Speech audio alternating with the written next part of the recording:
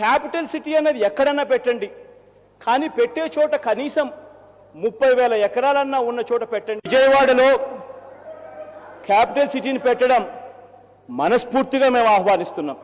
ఇక్కడ ఉన్న ఎవరినైనా కూడా నేను వచ్చి తిరుపతిలో మీరు ఉండండి అని అంటే ఎవరు రారు. మీలలో ఎవరినైనా కూడా నేను వచ్చి పలానా చోట ఉండండి అని అంటే ఎవరు ఉండరు. ఏ కార్డియాక్ స్పెషలిస్ట్ అయినా కూడా, ఏ గొప్ప చదువులు చదివిన వ్యక్తి అయినా కూడా హైదరాబాద్లో ఉండడానికి ఇష్టపడతాడు, బెంగళూరులో ఉండడానికి ఇష్టపడతాడు, బాంబేలో ఉండడానికి ఇష్టపడతాడు, ఢిల్లీలో ఉండడానికి ఇష్టపడతాడు. కానీ ఏ వ్యక్తి కూడా ఒరిస్సాలో ఉండడానికో, బీహార్లో ఉండడానికో, లేదా తిరుపతిలో ఉండడానికో ఇష్టపడ్డు. కారణం, ఆ వ్యక్తికి తన ఓన్ చేసుకునే గొప్ప సిటీ ఒకటి కావాలి.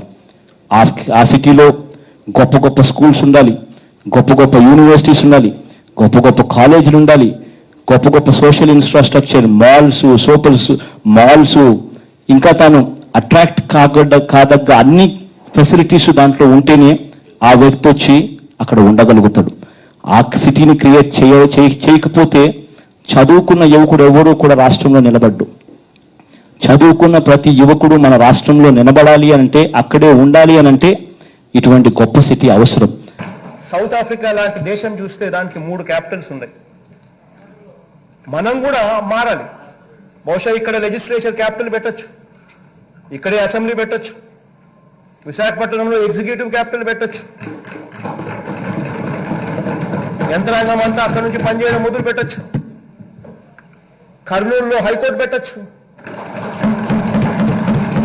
ఈ రకంగా మనమంతా కూడా జ్యుడిషియల్ క్యాపిటల్ ఒకవైపున, ఎగ్జిక్యూటివ్ క్యాపిటల్ మరోవైపున, లెజిస్లేటివ్ క్యాపిటల్ ఇక్కడ, ఇలా రకరకాలుగా మనం కూడా ఆలోచనలు కూడా చేయాల్సిన అవసరం ఉన్న పరిస్థితిలో మనం ఉన్నాం అధ్యక్ష. బహుశా ఆంధ్ర రాష్ట్రానికి బహుశా 3 క్యాపిటల్ వస్తాయేమో. Executive capital, legislative capital,